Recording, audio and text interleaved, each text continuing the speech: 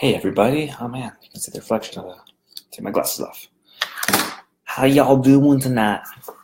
Um, I did good today. I had a day off, so it gave me some more time to read this verse. But another verse of the day. Um, so let's get to it. Today's verse is Psalms chapter 51, verse 10. And I'm gonna have to look back, but I know we've done Psalms 51 in the past. At least I've been doing this, I think, a month-ish now.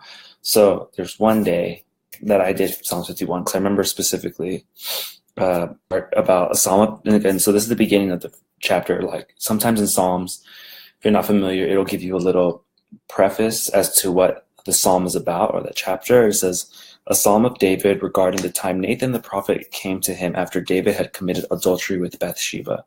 So I don't remember though what verse.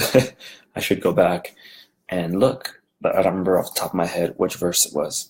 So I know that we've done it. So I'll try to look up which day it was. But I mean, anyway, I gave more info on that video about the background. So I won't go too deep. I'll just talk a little bit about it. But so as a reminder, this can be found in the book of 2 Samuel 15, it has to be 2 Samuel 15, where David is he's already king, and he's supposed to. It's a time of the season when the kings go out to go for battle, and David stayed behind. Israel still went out, but David stayed behind, and he saw Bathsheba bathing and lusted after her and slept with her, and he ended up getting her pregnant, and he called her husband back from the battle front lines. It was like, like just doing the whole thing of trying to cover up his tracks, but like, oh, go sleep with your wife. And the idea would be that when she was found out to be pregnant, they'd be like, oh, it's your kid, and everything would be fine. But he didn't, because he was like, how could I go enjoy myself when the army is out there fighting this battle and I'm here enjoying myself? So David ended up having him sent to the front lines and then had the army pulled back so that he would be killed. And it's a horrible, horrible story. And David's heart was obviously just so cluttered.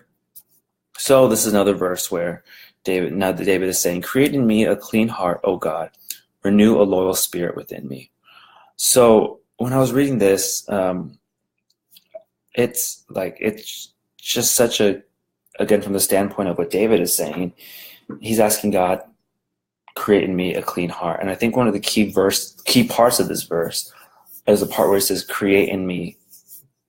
I think what it shows is David's understanding that on our own, we cannot create a clean heart. On our own, our heart is geared towards sin. It's geared towards being impure. When we're left to our own devices, and this is not only clear in David's story, but it's clear throughout the story of the Bible that as the Israelites in the Old Testament kept given a chance to do things, they sought to do things that were wicked in the eyes of the Lord. They had the opportunity to leave Egypt and out of slavery, and when they did, they still sought to worship other gods because they wanted something tangible, and they focused on just everything else that was outside of what God was. So what David is saying here, he sees the problem, what he did wrong in his sin.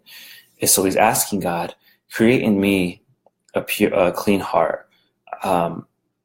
So I think it's showing that, like I said, that David can't do this on his own, and we can't do it on our own. We don't have the power to create a clean heart because we've been tainted by sin. We are, I mean, yes, I know, like, we have the opportunity to do good, but we're not, and I don't believe we're innately good. I think we have moments of wanting to do good, but at the same time, we have many more moments of wanting to do wickedness. I'm not saying that, at the same time you're trying to do good, at that same moment you're thinking about murder. But we have things that just go against the nature of God. And so David is saying, God, create in me a clean heart, so that this stain of guilt, like he kind of says in verse 9 before this, don't keep looking at my sins, remove the stain of guilt. And when you do that, make this heart clean so that its desire is to focus on you. So bring me back to, and I think also creating me a clean heart. It's showing that my heart at this moment is defiled. It's rotten, Lord. So create in me a heart that is clean, that is pure. Only you have the power. So show your grace to me. Pour out your grace so that my heart is clean. It's looking towards you, and it shows the power that you've given to me. And that with a clean heart that is not tainted by sin, but also that it's no longer geared to looking towards sin. I think so. We have that first part, and the second one, renew a right spirit within me. And it's not so much talking about like the Holy Spirit, like that we understand it to be the part of the Trinity, and Trinity being God, Christ, and the Holy Spirit. But he's looking for like creating a new spirit. How much nice, but the innards of me, the inner spirit of me, Lord, create one that's right with you. So one of them says, renew a right spirit in me. Then my version says, renew a loyal spirit within me.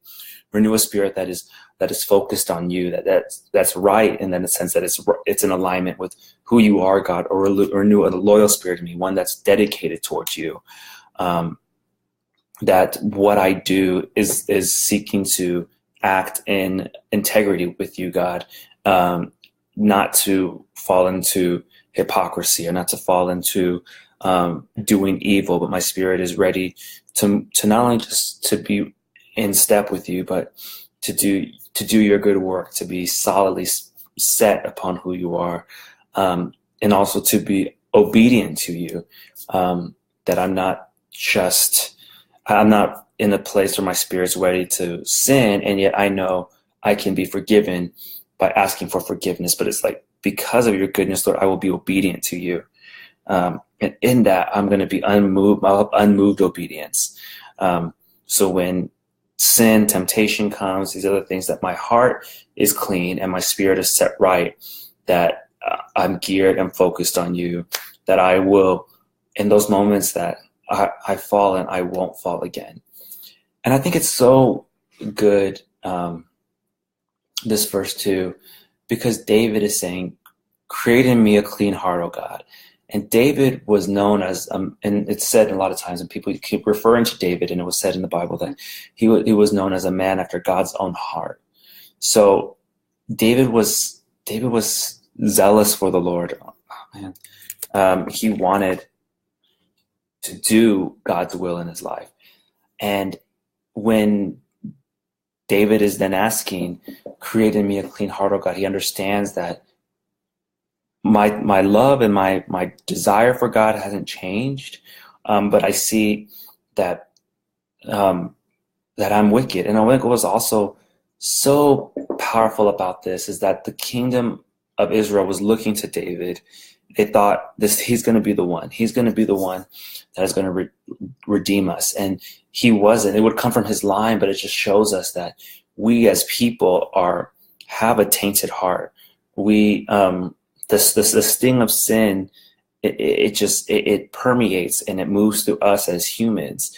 And so we clearly see that regardless of our good works, we are sinners. We have that sin was born in us, and we live with it, and we continue to grow in life, but we struggle with it.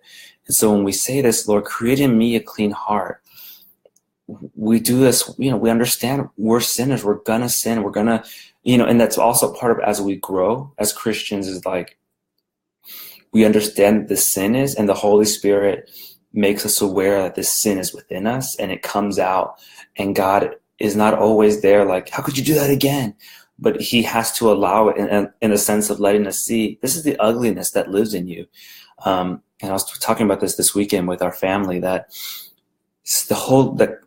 Jesus, God, the Holy Spirit, but mainly Jesus, is a mirror towards us. And so when the closer we get to him, the more we see who we are. And it's ugly, we see who we are internally, and we don't want to look at it. And so we shy away from it. But the thing is that it allows us, the Holy Spirit allows us to see that. And then we're able to say, this is what God is working on and purging from us. So Lord, as we are being purged, as we are growing, understanding the sin that we're in, create in me a clean heart, oh God. And when you do that, renew a right, as I'm getting a new heart from you, because I'm unable to create a heart in myself. And even if I would not be willing to, because my flesh and my person desires to do wrong.